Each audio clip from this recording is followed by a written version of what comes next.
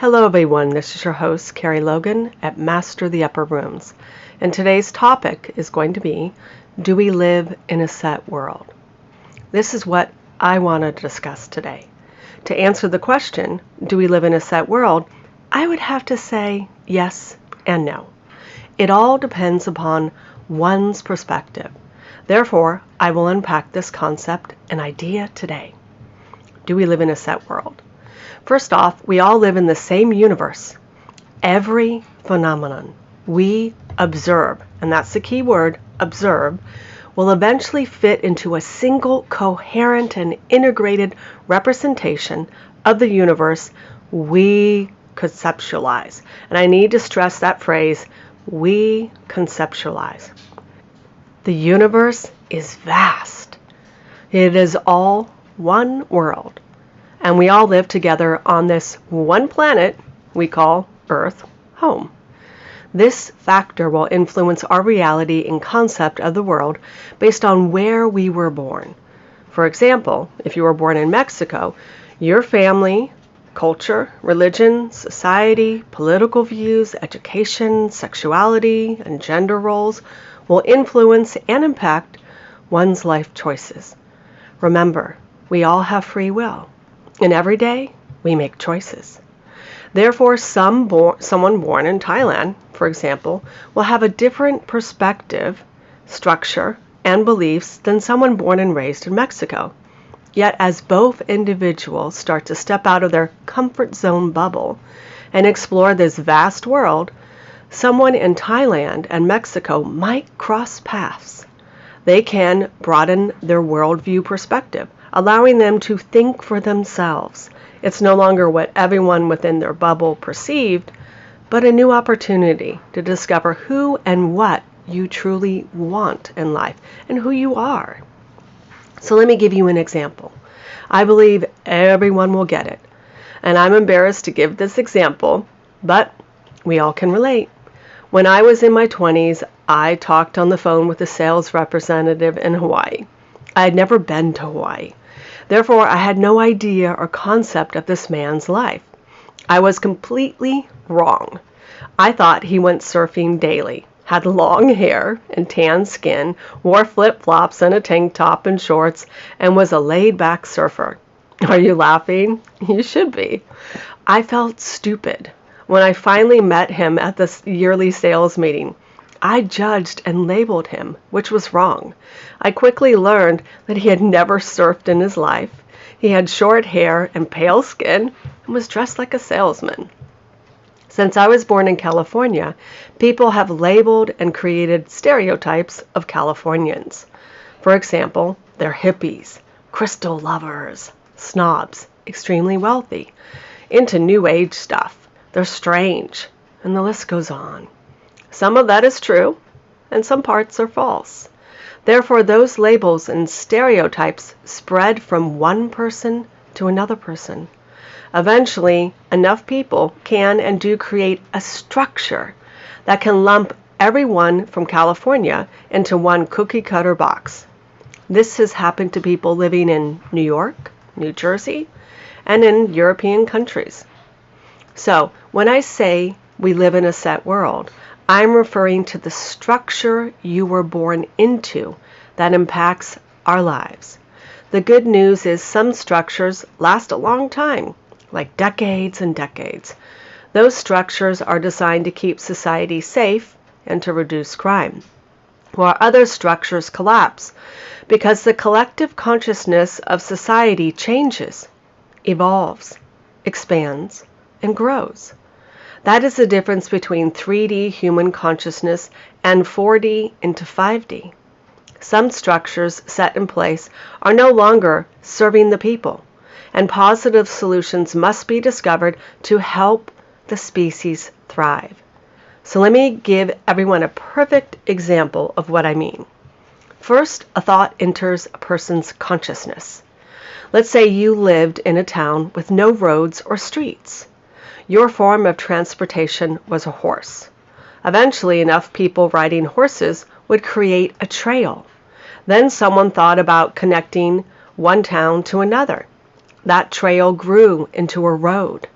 Enough people created a road structure connecting two cities by following a specific route.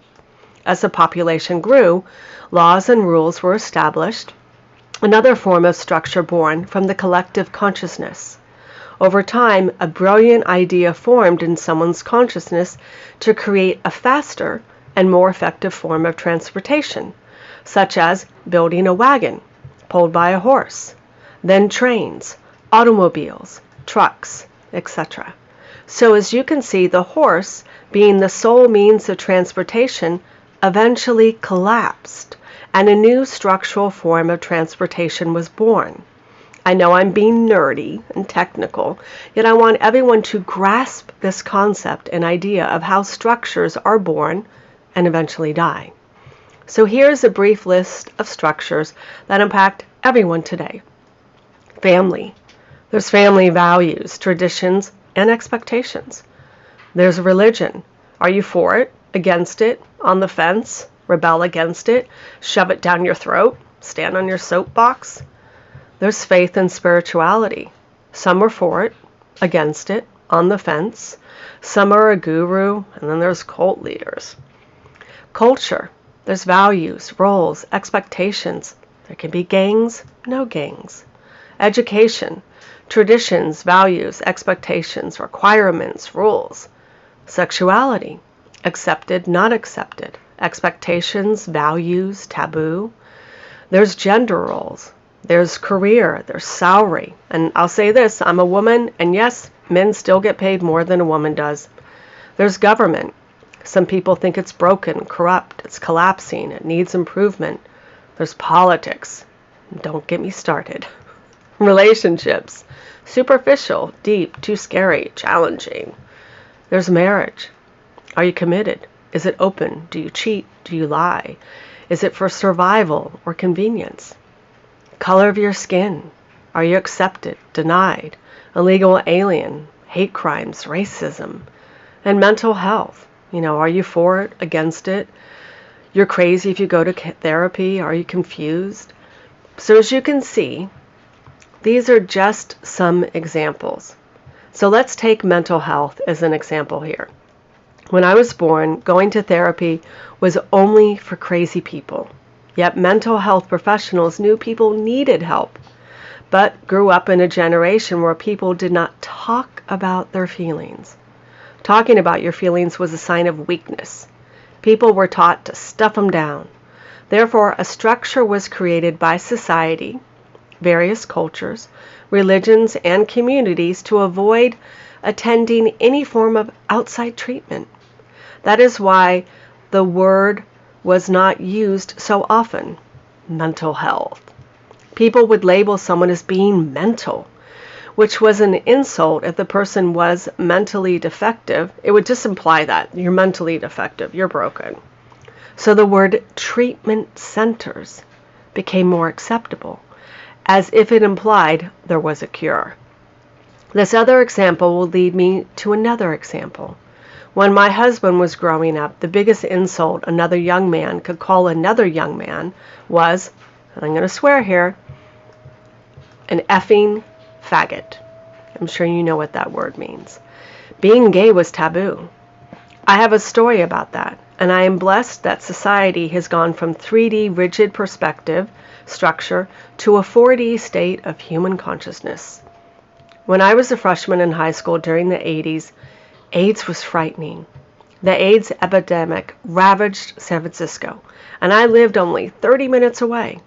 My parents at the time were divorced and were dealing with financial issues, so I was forced to move across the bay and live with my father. My best friend Melissa was so upset with me. We did not talk about it, she and I, but I knew deep down inside that she was gay. I didn't care because I accepted and embraced all people. At that time, we did not have cell phones or FaceTime. It was good old-fashioned home phones, but she didn't want to talk while I was away, which made me sad. Since I was leaving and would turn for my sophomore year, I hoped she and I would remain BBFs, but I was in for a big surprise. I returned to my mother's home for my sophomore year and was excited to see my BFF again. My BFF ignored, avoided, and shunned me. I did not know what I had done wrong. We had some classes together and saw how she became a popular girl. This was a shock to me because she was never popular and she hated those rich, snobby, mean girls. Yet, now they were her friends. She would whisper and gossip about me to other classmates right before me. Many students were unkind when I tried to talk to other classmates within my grade level. I felt like I had 0 friends from last year. It was heartbreaking. So I became friends with the students who would be labeled or classified as misfit kids.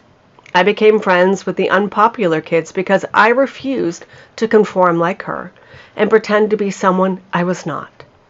Not until my senior year did I discover the rumor she crafted to turn everyone away from me. Since she was homophobic, she told everyone I was gay. That she ended our friendship because I kept trying to have sex with her.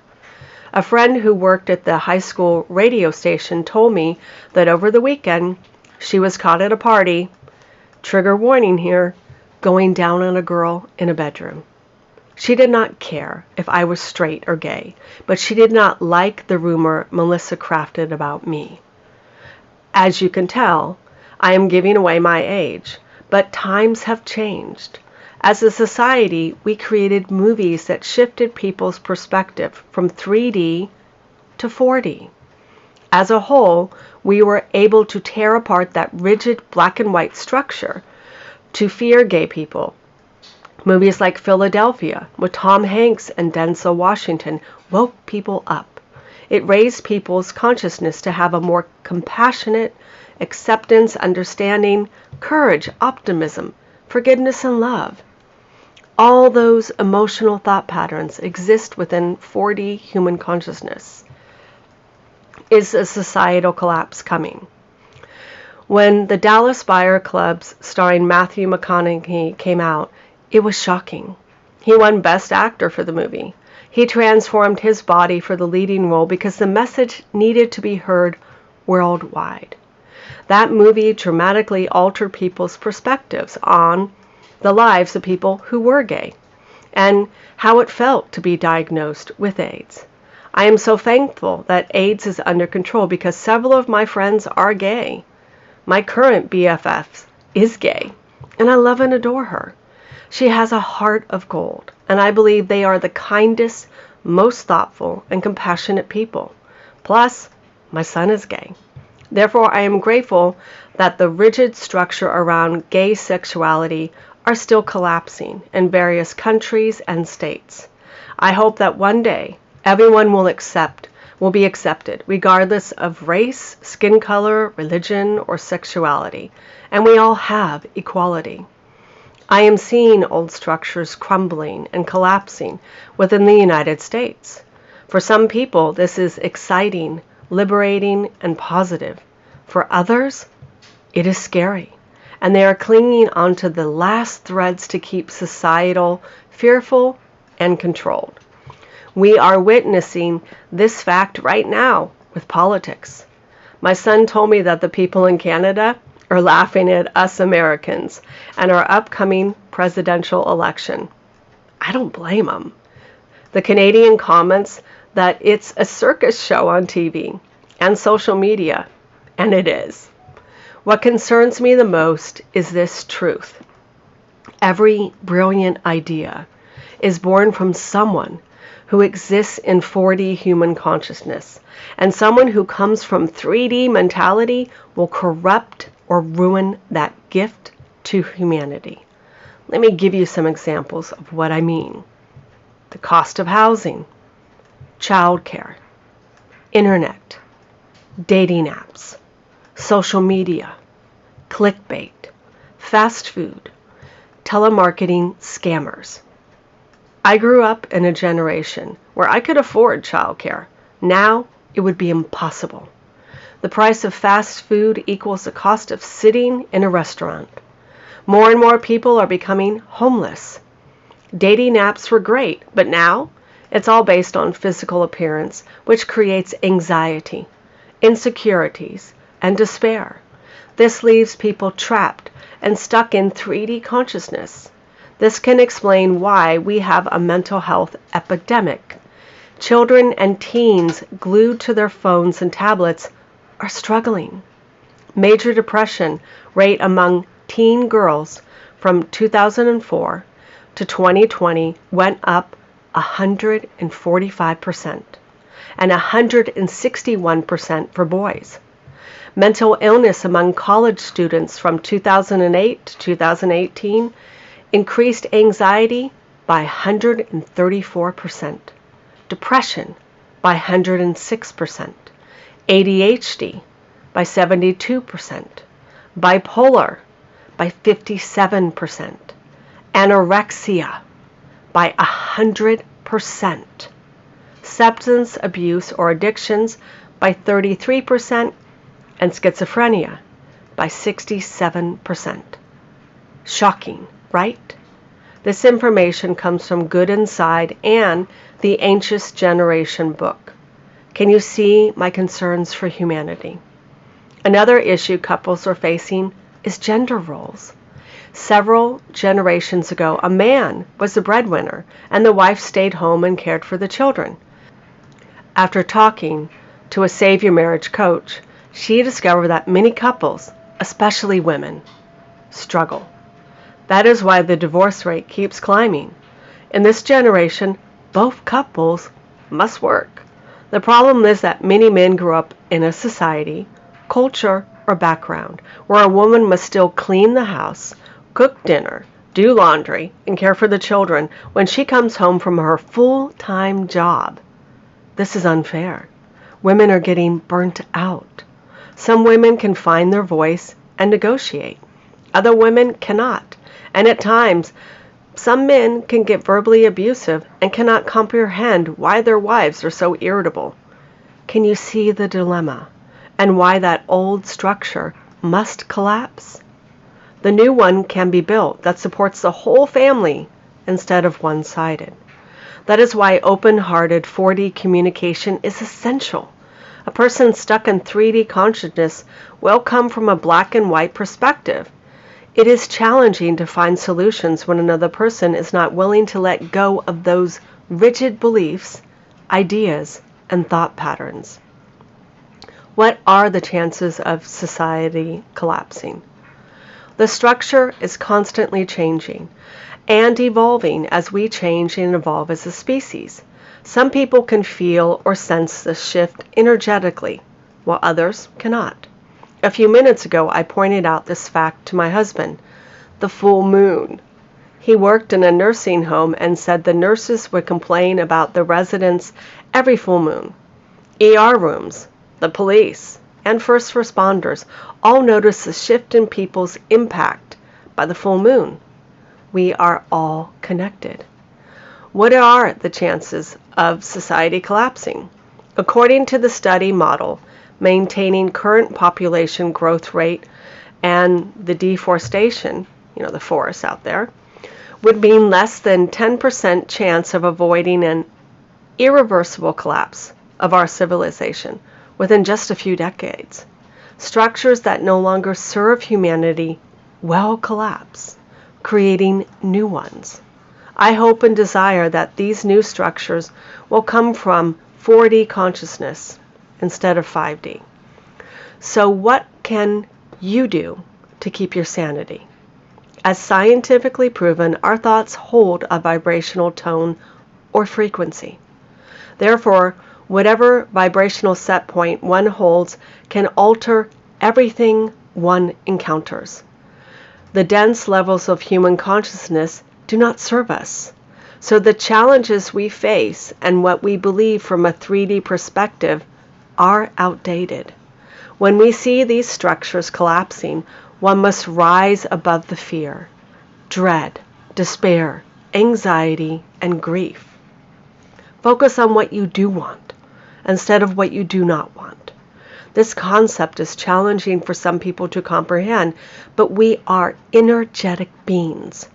Our emotions have power because our emotions are in motion. They are attracting and drawing to us like a magnet. So when you catch yourself in a negative thought pattern loop, stop. Self-awareness is vital. Calm down and go within. Connect to your heart and rise above it. Grab onto courage, which vibrates at the frequency of 200. Then align with neutrality, which vibrates at 250. This is your place of power. Now focus and affirm what you want in life from a place of calm inner guidance. Slow down and be present. Breathe and let go of what is dragging you down into 3D human consciousness. Imagine a world that supports the whole of humanity. Feel those positive emotions and assure yourself that you are safe and protected. I hope this advice helps. Remember, nothing is permanent. Change is consistent. What we are experiencing is only temporary. So before I end this podcast, I wanted to say that I'm going to be posting something new. And it comes from a testimonial of someone I got this weekend. And it's all about, is there magic within? And the answer is yes. And I'm going to do bonus material, and I'm going to teach you how to tap into that magic within you.